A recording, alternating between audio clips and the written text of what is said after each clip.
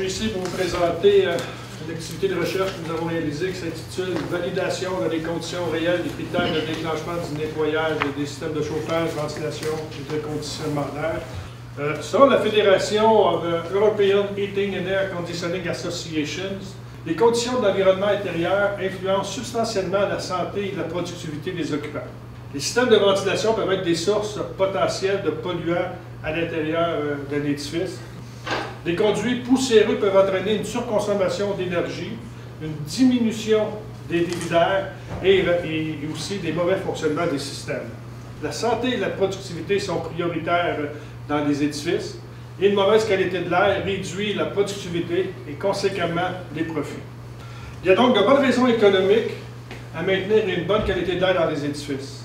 Selon la REV, les systèmes de ventilation devraient être inspectés régulièrement et nettoyés si la quantité de poussière accumulée dépasse une limite acceptable. Et le problème, c'est quelle est cette limite acceptable? Ici, j'ai la fiabilité des différentes méthodes pour évaluer les propriétés des systèmes de ventilation qui ont été répertoriées dans la littérature.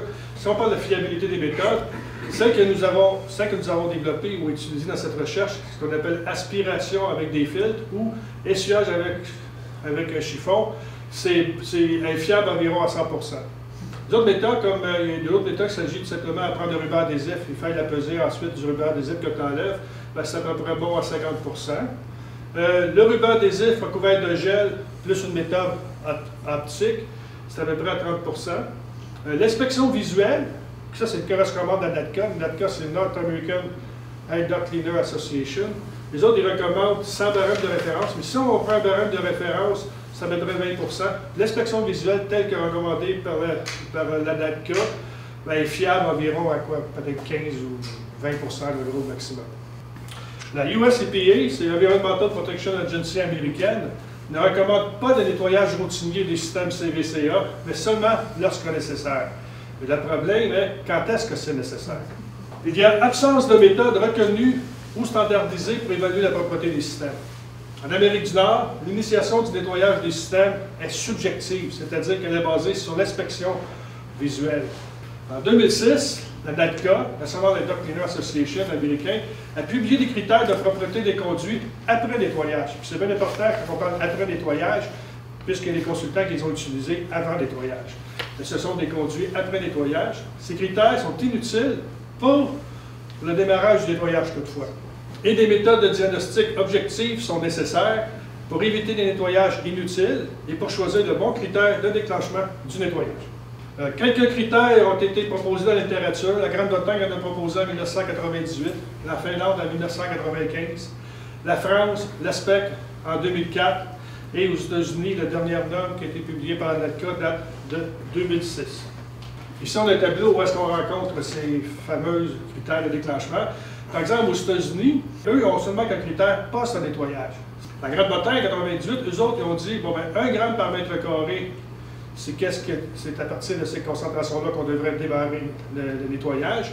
La Finlande, soufflage et reprise, 2 grammes par mètre carré, extraction, 5 grammes par mètre carré, aucun basé sur l'épaisseur et aucun critère post-nettoyage. Et leur méthode consiste eux aussi une membrane 15 minutes avec tube qui ressemble beaucoup à la méthode de la France, la méthode de l'ASPEC. Et l'ASPEC en France, soufflage et reprise recommande 0,4 g par mètre carré, les conduits d'extraction 6 g par mètre carré et les critères post-nettoyage, c'est l'ancienne valeur de la NADCA qui est de 0,1 g par mètre carré. Les prélèvements doivent se faire sur des couches uniformes de poussière, sur la surface non poreuse. Ces méthodes de prélèvement ont certaines lacunes. Par exemple, l'absorption de l'humidité de l'air par les membranes en ester de cellulose affecte la pesée. Et aussi, c'est beaucoup plus fragile à manipuler. Et l'adhésion de la poussière sur les parois des cassettes et des tubes de prélèvement peuvent aussi sous-évaluer nos pesées. Voici une accumulation de poussière. Ça existe, c'est une photo que j'ai prise il y a de cela plusieurs années. Les objectifs de l'étude que nous avions faite en 2007 en laboratoire étaient de reproduire en laboratoire différentes concentrations de poussière sur la surface d'un conduit métallique non poreux, de comparer différentes méthodes de prélèvement de surface citées dans la littérature, dont celle de la NADCA, celle de l'ASPEC et la nôtre qu'on a développée, de comparer ces méthodes d'évaluation numérique que j'appelle objectives avec des méthodes visuelles subjectives, avec la méthode visuelle que j'appelle aussi subjective.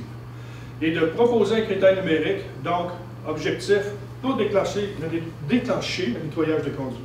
Cette étude à labo, les conclusions étaient que cette étude a démontré que les 3 méthodes sont valables en autant que son propre critère soit utilisé. Si on utilise les critères d'ANATCA, on peut utiliser la méthode d'ANATCA, même chose pour l'aspect et même chose pour la méthode d'IRSST.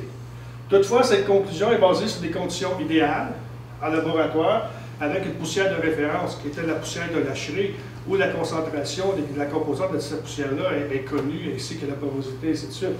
Elle demande donc une validation sous des conditions réelles dans de vrais conduits qui possèdent la vraie poussière qu'on rencontre habituellement.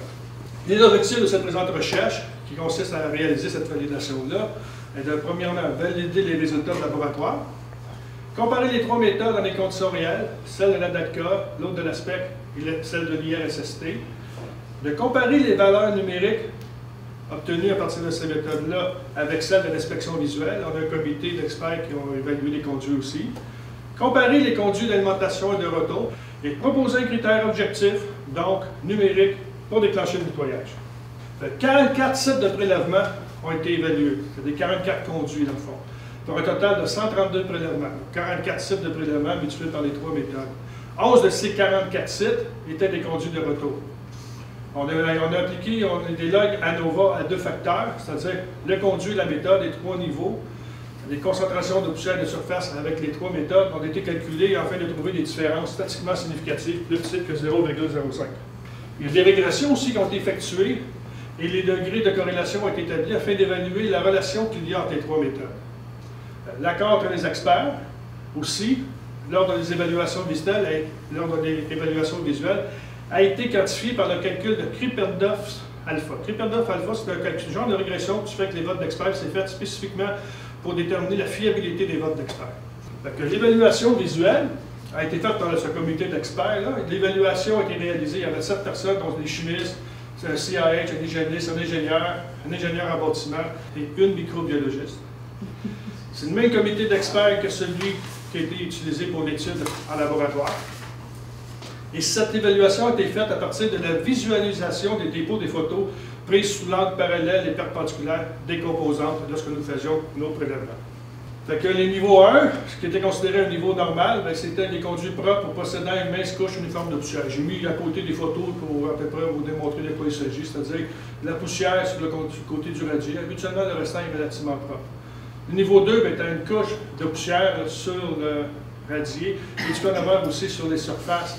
Et c'est plus épais, évidemment, que celle du niveau 1. Et le critère de nettoyage, c'était lorsqu'on obtient le niveau 2, c'est le fameux critère de nettoyage qui a été gardé. Puis le niveau 3, bon, là, à ce moment-là, il n'y a pas de problème. C'est un peu comme la photo que je vous ai montrée tantôt. Ça correspond à des accumulations importantes, puis même ça peut nuire au débit à ce moment-là. Les méthodes de mesure, celle de l'IRSST, on utilise une cassette IOM qui comporte une membrane à chlorure de polyvinyle, 0,8 microns. Le débit est de 15 litres par minute. La cassette est de 25 mm en stainless, parce qu'on a utilisé en laboratoire une cassette en plastique et on a des problèmes au niveau de l'absorption d'humidité par les cassettes en plastique IOM. Avec les cassettes en stainless, on n'a aucun problème. Et le gabarit, pour faire l'équivalence avec la méthode de l'ANATCA, on a adapté un gabarit qui consiste à, on a fait une pièce en métal et on passe à la cassette directement, un aller-retour, 2 fois, comme celle que nous faisons. C'est la même façon que l'ANATCA procède, avec la même épaisseur entre la tête de la cassette et la surface du conduit. Méthode de l'ASPEC, elle, c'est la même chose, sauf que c'est une cassette. On a utilisé du CPV aussi, 37 mm. Elle est fermée et elle est liée à un tube biseauté. Le débit de 15 litres par minute. La surface prédéfinie de conduit est de 50 cm. Donc, on a la surface ici, donc il s'agit de tout aspirer la poussière qui est contenue dans cette surface-là. Alors que les autres, on fait simplement effleurer la cassette sur la surface. Et la méthode de l'ANATCA, eux utilisent une membrane en ester de cellulose, 37 mm, cassette ouverte. On passe 2 fois, ici c'est 25 plus 25 cm², on passe 2 fois un aller-retour chacune des surfaces, comme nous avons fait nous avec notre méthode. Et puis, on ramène ça pour une surface de 200 cm². De toute façon, c'est ramené en grammes par mètre carré par la suite. On a ici notre gabarit qui est utilisé dans un conduit. Et ça, voyez-vous, comme par exemple, on pouvait faire ici le prélèvement de l'ASPEC. On pouvait installer notre système à nous pour faire les prélèvements de l'IRSST. Et ce sont les 2 ouvertures pour les prélèvements de la NATCA. Alors, voici les résultats que nous avons obtenus. Au niveau de la méthode de l'IRSST, on a obtenu en grammes par mètre carré 0,6 grammes par mètre carré sur le terrain. On a obtenu la même valeur que nous avions obtenue en laboratoire, qui était de 0,6 grammes par mètre carré. Donc, on peut dire, dans ce cas-là, pour l'IRSST, la méthode est validée. Pour la NADCA, on a obtenu aussi les mêmes valeurs, 0,2 sur le terrain, on avait obtenu 0,2 en laboratoire. Toutefois, la méthode de l'ASPEC donne des résultats complètement différents. Parce que, étant donné qu'on a un contact direct avec la poussière, à 15 litres minute, on enlève toute la poussière, alors que l'autre, on fait passer simplement comme un aspirateur qui n'a pas le contact directement avec la surface, donc il laisse pas mal de poussière. Puis ça, ben, c'est les moyennes géométriques de 20 conduits 44 qui ont obtenu, comme une évaluation visuelle, une valeur médiane. Nous avons pris la médiane pour arriver directement à cette bonne valeur de 2. Et la différence entre chacune des trois méthodes, que ce soit en laboratoire ou sur le terrain, il y a une différence statistiquement significative entre ces trois méthodes-là. Nous avons aussi mesuré les corrélations qui existent entre ces trois méthodes. On a trouvé qu'au sein de corrélation entre les méthodes de l'IRSST et de la NADCA de 0,114, c'est significatif. Celui entre l'IRSST de l'ASPEC, 0,107, encore une fois significatif, et entre l'ASPEC et la NADCA, 0,83, qui est encore une fois significatif. Cela signifie que n'importe quelle des trois méthodes peut être utilisée, en autant qu'on leur compare avec son propre critère, son critère de déclenchement de nettoyage qui correspond à cette méthode-là. Et l'indice de Kripperdorff, alpha, l'indice qu'on a calculé est de 0,37. Tantôt, je disais, selon la méthode, on arrive à peu près à 20 là, on arrive à peu près à 37 de fiabilité. Un indice de 1, donc 100 indique que les experts ont tous donné la même valeur pour chacun des conduits évalués, et visuellement. Un indice de 0 indique évidemment une absence de concordance.